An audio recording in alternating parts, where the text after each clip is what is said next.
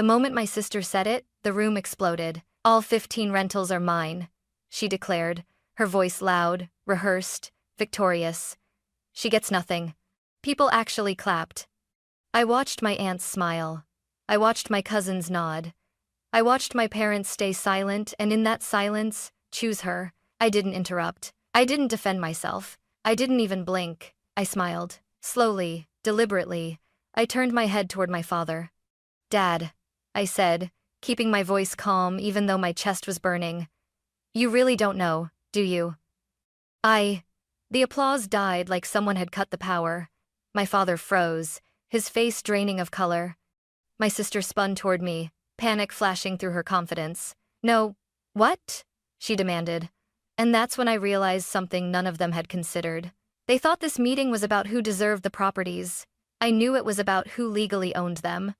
The meeting took place in my parents' formal dining room, the one that always smelled faintly of old wood and polished silver. It was the room reserved for moments when the family wanted to look united: birthdays, holidays, and conversations, where decisions were made without asking everyone involved.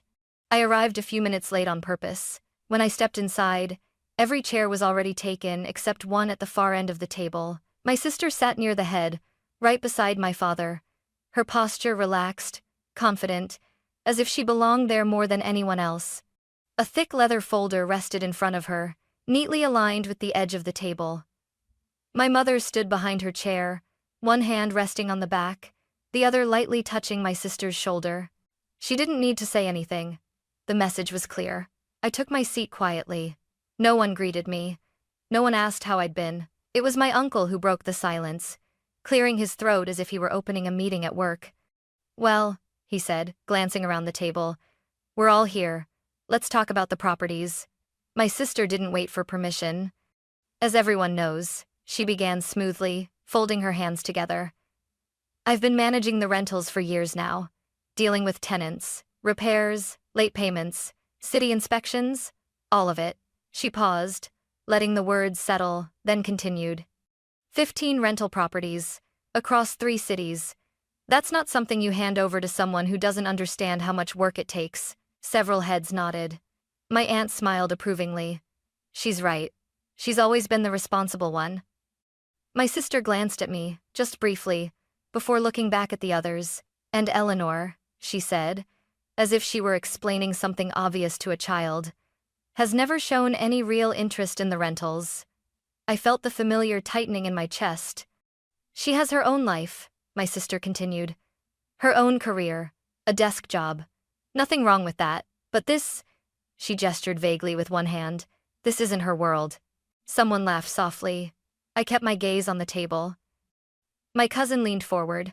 "Honestly, what would Eleanor even do with 15 rentals? I mean," my sister added quickly, seizing the moment, "she's always been sensitive, detail-oriented, not exactly built for this kind of responsibility. Built. Like I was missing a part." I looked at my father then, hoping stupidly that he might say something, that he might correct her, that he might remember all the years I'd quietly handled things no one else wanted to deal with.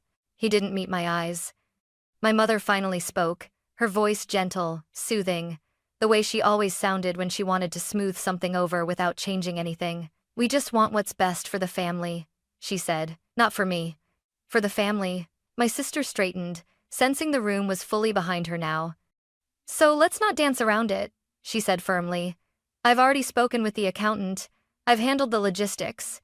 It's cleanest this way." She turned toward me, her expression polite but cold. "All 15 rentals are mine," she said. "Eleanor gets nothing." The words landed heavily, but the room stayed quiet, no shock, no protest, because to them, this wasn't cruelty. It was efficiency. My sister leaned back in her chair, satisfied, like she'd just closed a deal. She watched me closely, waiting for something: anger, tears, an outburst, something she could point to and say, "See, this is why she can't handle things." I felt every eye on me. My hands rested in my lap, perfectly still. I didn't argue. I didn't plead. I didn't defend myself.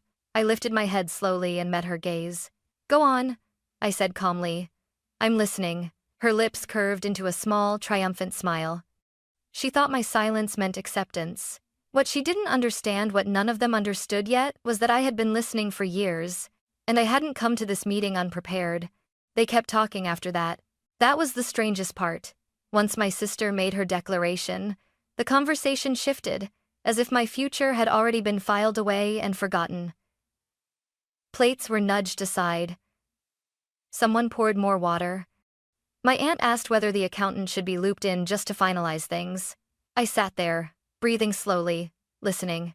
For years this had been my role, present, but optional. Seen but not considered. It was almost comforting how predictable they were. My sister crossed her legs and leaned toward my father. "I'll need access to the remaining files," she said casually. "Some of the older records are still scattered." My father nodded. "Whatever you need." I noticed how easily he said it, how little hesitation there was. My sister smiled, encouraged. "I'll also need the spare keys. Some tenants are overdue, and I want to make sure everything's handled efficiently." Efficiently? I glanced up. "You mean the tenants on Maple Street?" I asked quietly. The table went silent again, but this time it was different. My sister turned toward me, surprised. "What about them?" "Nothing," I said, shrugging lightly. "Just thought you might want to be specific." She stared at me for a second too long before recovering. "I manage all of them, Eleanor." "You wouldn't understand the details." That was her favorite line. I nodded as if accepting the explanation, but my mind replayed memories she didn't know. I had late-night emails from tenants she claimed didn't exist, invoices that never matched the work described, deposits that disappeared for weeks before showing up again. I had noticed. I had always noticed. My uncle chuckled awkwardly. "Eleanor's always been observant. Maybe she should have gone into accounting. Or surveillance," my cousin joked. Laughter followed. I smiled politely, even though my stomach tightened. My sister leaned closer to me, lowering her voice. "You don't have to do this," she said. "We can keep things simple." "Simple for who?" I asked. Her eyes hardened. "For everyone." That was the difference between us. She believed everyone meant the people with the loudest voices. I believed it meant the people affected by the truth. My mother cleared her throat. "Eleanor, sweetheart, if something's bothering you, you should say it now." I looked at her, then really looked at her. All those years she'd told me to be patient, to keep the peace, to not rock the boat. I took a breath. "I'm not bothered," I said calmly. "I'm just trying to understand how we reached this conclusion." My sister scoffed. "It's obvious." "Is it?" I asked. She straightened in her chair. "Yes. Grandpa left the properties to Dad. Dad let me manage them. I've done the work. End of story." She said it with certainty, like repetition alone could make it unbreakable. I turned to my father. "Is that what you believe?" I asked gently. He hesitated, just for a moment. But it was enough. The hesitation spread through the room like a draft. My aunt shifted in her seat. My uncle frowned slightly. My sister noticed it too, her jaw tightened, her foot tapping once against the floor. "Dad," she said sharply, "you know this." He nodded, but his voice was softer now. That's how I understood it, yes. Understood. Not confirmed. Not verified. Understood. I leaned back in my chair, folding my hands again. "Okay," I said quietly. My sister exhaled in relief, mistaking my response for retreat. "Good," she said. "Then we're done here." She looked around the table, already moving on. What she didn't realize, what none of them realized, was that the more they spoke, the clearer it became. They weren't lying. They were assuming. And assumptions, I knew, were fragile things. I looked down at my bag, resting beside my chair. Inside, it was everything they hadn't asked to see. I didn't reach for it yet. Not because I was afraid, but because timing matters. And the moment they felt most certain, that's when the truth would do the most damage. My sister was already gathering her folder when I spoke again. "Dad," I said. My voice wasn't loud. I didn't raise it. I didn't need to. She froze mid-motion, fingers still touching the leather cover. "Yes?" my father answered, looking tired now, older than he had when the meeting began. I chose my words carefully. "Before we end this," I said, "can I ask you something?" My sister let out a sharp breath. "Eleanor, we've already—" "Just one question," I said, holding up a finger. I didn't look at her. "Please." The room went quiet in that uncomfortable way it does when people sense something is about to change but don't yet know how. My father nodded slowly. All right. I leaned forward slightly, resting my forearms on the table. Did Grandpa ever tell you, I asked, that he transferred the rental properties before he died? The air seemed to thicken. My father blinked. Transferred? My sister laughed immediately. Too fast, too loud. That's ridiculous, she said. Everything went through the estate. You know that. I didn't look at her. I'm asking Dad, I said. My father frowned, searching his memory. I don't think so. Did you ever see the deeds yourself? I asked gently. That was when his confusion deepened into something closer to concern. I trusted your sister with the paperwork, he said. She handled all of that. Margaret's smile stiffened. That's because you asked me to, she said quickly. Someone had to be responsible. I nodded slowly, as if considering her words. And when you say the paperwork, I continued, turning back to my father, do you mean copies of the deeds? Or just summaries? My aunt leaned forward now. Why does that matter? Because, I said, keeping my voice even, summaries aren't ownership. My sister pushed her chair back slightly, just an inch, but enough to make the legs scrape softly against the floor. You're overcomplicating this, she snapped. Grandpa wouldn't have done something like that without telling us. I finally looked at her. You mean without telling you? I said. Her eyes flashed. What is that supposed to mean? It means, I replied, that Grandpa and I talked more than you think. That landed harder than I expected. My mother stiffened. Eleanor, why didn't you ever say anything? I held her gaze. Because no one ever asked. Silence followed. Not the comfortable kind. Not the kind you can talk your way out of. My sister folded her arms tightly across her chest. You're implying something, she said. If you have something to say, say it. I took a breath. I'm saying, I replied, that I don't think we're all working from the same information. My father rubbed his temple. Eleanor, are you saying the properties aren't part of the estate? I'm saying, I answered carefully, that Grandpa settled certain things while he was still alive. My sister stood up abruptly. This is insane, she said. You're confused. Or worse, you're trying to cause problems. I didn't move. I'm trying to prevent them, I said quietly. She stared at me, searching my face for hesitation, for doubt, for something she could exploit. She didn't find it. My uncle broke the silence. If that's true, he said slowly, then we should probably check. Margaret spun toward him. There's nothing to check. I reached down and placed my hand on my bag. For the first time since the meeting began, I felt the room shift, not toward me, but away from her. I agree, I said softly. We should check. My sister's voice rose. Check what? I met her eyes and smiled, not the polite one from before, but something calmer, steadier. The records? I said. My father swallowed. Eleanor, he asked quietly, what exactly do you have? I didn't answer him right away. Because once I did, there would be no pretending this was just a misunderstanding. I let the silence stretch, long enough for everyone to feel it. Then I said, enough to make sure we stop guessing. And for the first time that afternoon, my sister looked afraid. I didn't rush. That was the mistake they kept expecting me to make.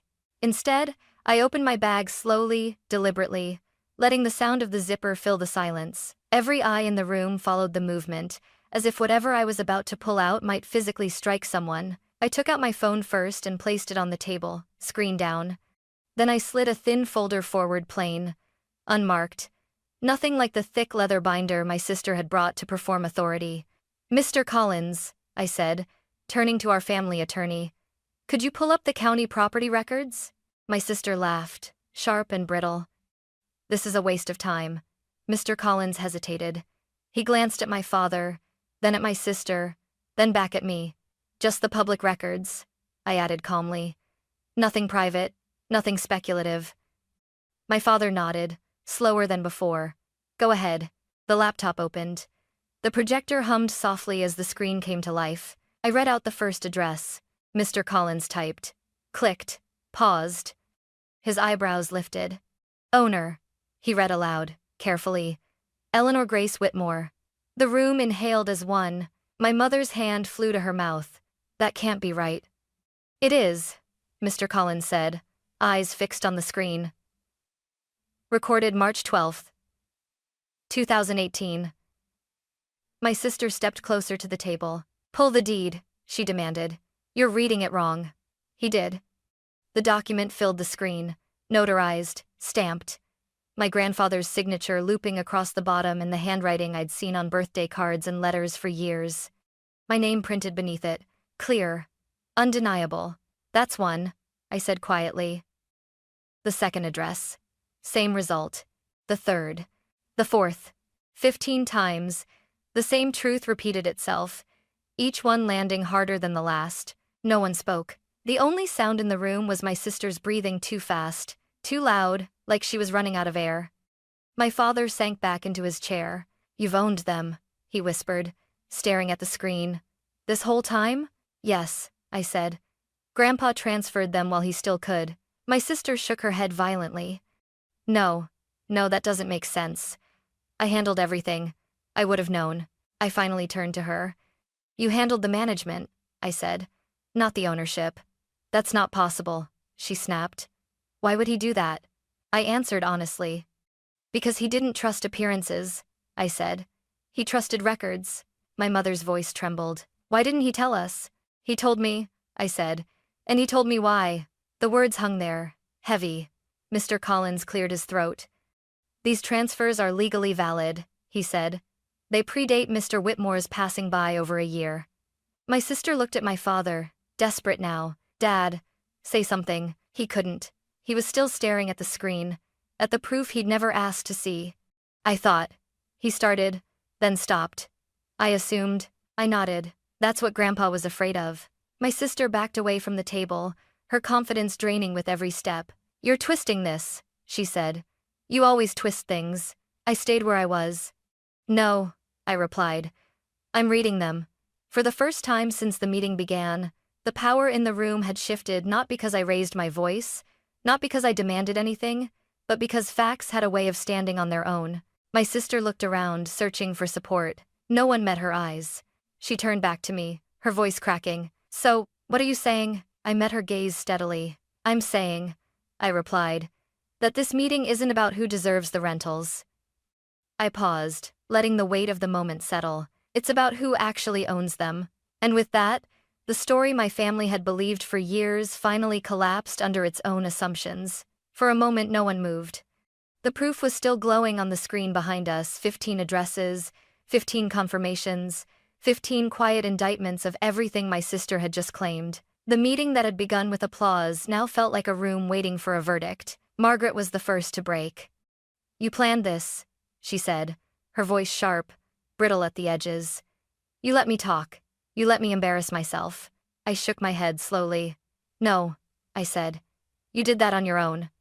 She turned to my father, panic creeping into her eyes. Dad, you know I took care of everything. I protected this family. You managed what you were allowed to manage, I said. That's not the same thing. My mother stepped forward, hands trembling. Eleanor, please, she said softly. We don't need to tear each other apart. I felt something inside me tighten. I didn't bring the truth into this room, I said. It was already here. Margaret laughed, a hollow sound. Oh, come on, she said. You expect us to believe Grandpa secretly signed everything over to you and no one noticed? He noticed, I replied. He just didn't announce it. I reached down and opened the plain folder I'd brought with me. This time I didn't hesitate. Inside was a thick stack of documents organized, tabbed, precise. For the last 5 years, I continued, I've been reviewing the rental accounts. Quietly, Margaret's eyes widened. You had no right. I had every right, I said calmly. I was the owner. I placed the folder on the table and slid it toward Mr. Collins. Forensic summaries, I said. Every rent payment received, every expense claimed, every gap. My uncle leaned forward, curiosity overtaking discomfort. What kind of gaps? I met his eyes. Missing deposits, inflated repairs, vendors that don't exist. Margaret slammed her hand on the table. That's a lie. It's documented, I said, and verified. Mr. Collins flipped through the pages, his expression tightening with each turn. This isn't speculation, he said quietly. These are discrepancies. How much? My father asked hoarsely. I swallowed once before answering. $243,900. The number hung in the air like smoke. My mother staggered back into her chair. That can't be right. Margaret shook her head violently. You're twisting numbers. That's not theft.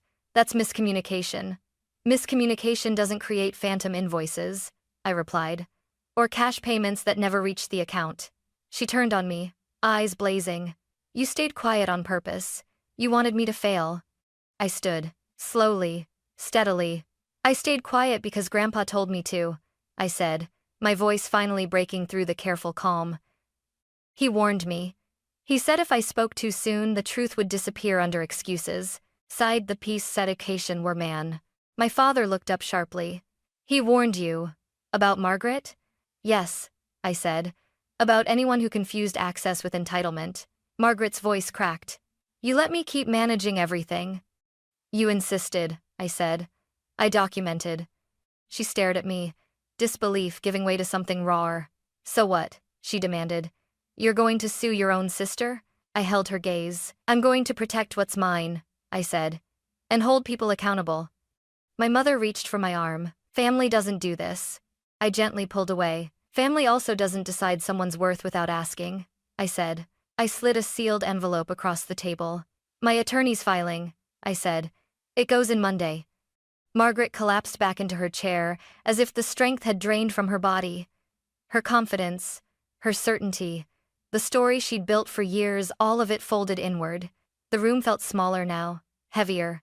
No one applauded. No one cheered. Because this wasn't a victory. It was a reckoning.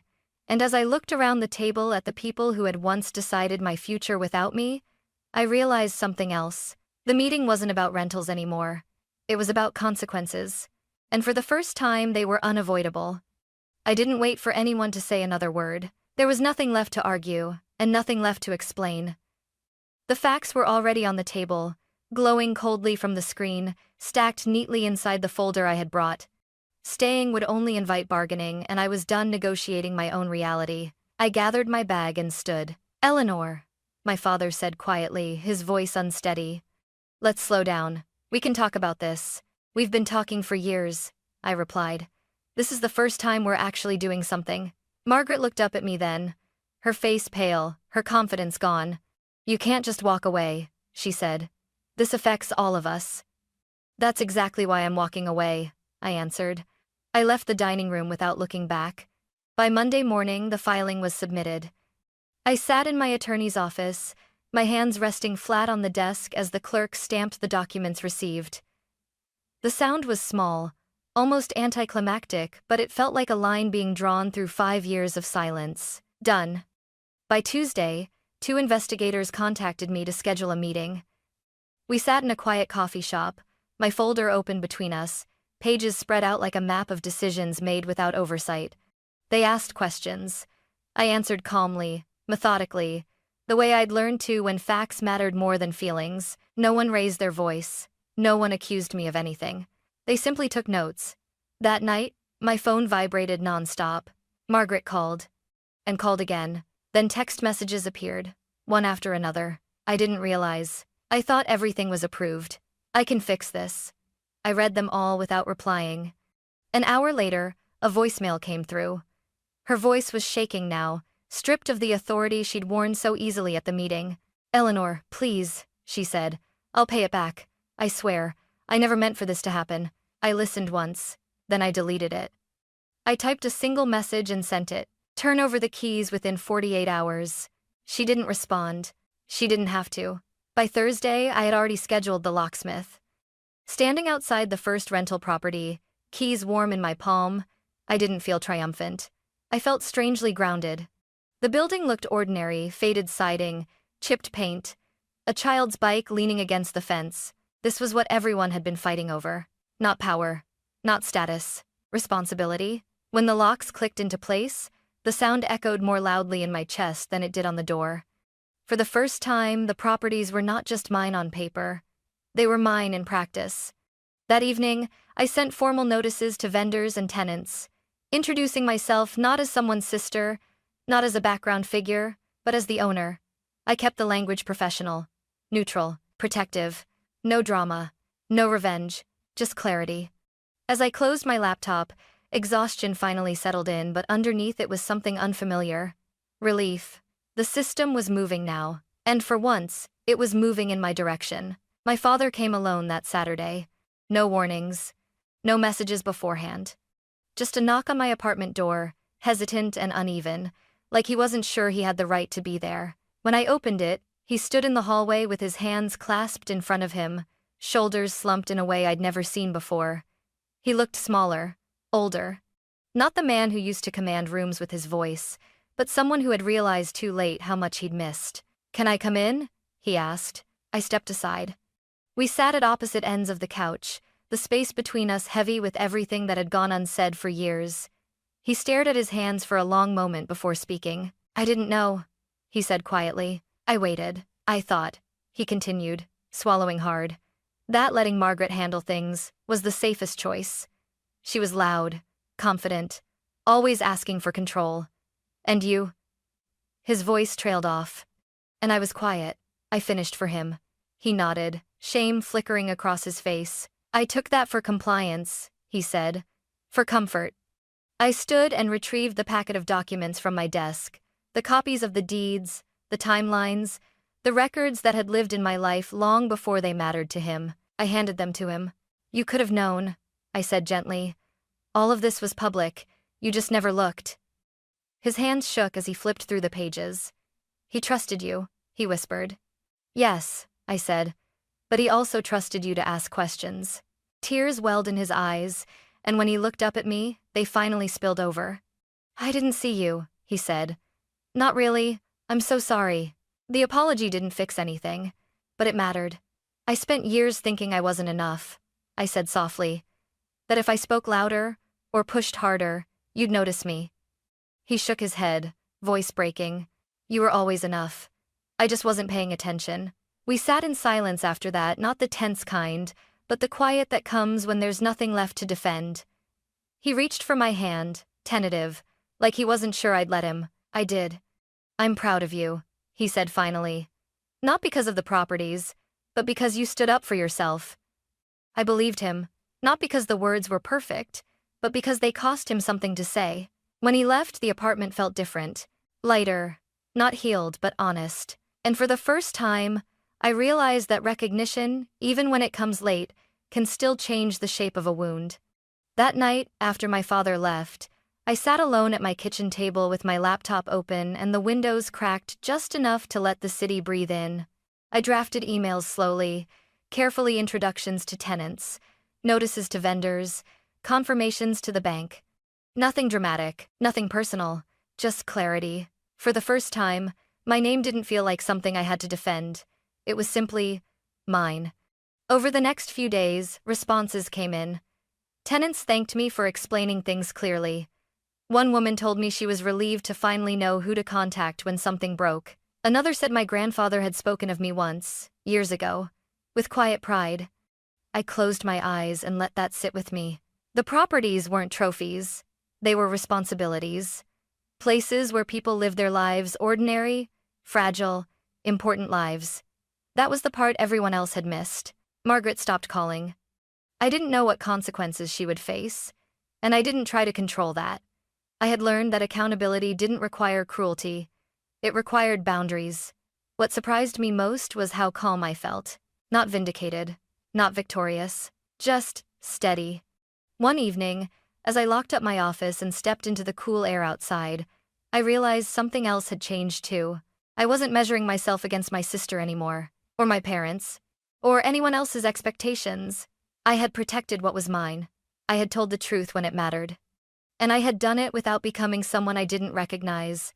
That was the real inheritance my grandfather left me. Not the properties, but the patience to watch, the courage to speak, and the wisdom to know when silence was preparation and when it was time to finally be heard. That night, I slept deeply. No rehearsing conversations, no guarding my name, just rest. And in the morning, I woke up knowing this. I didn't take anything from my family. I claimed myself.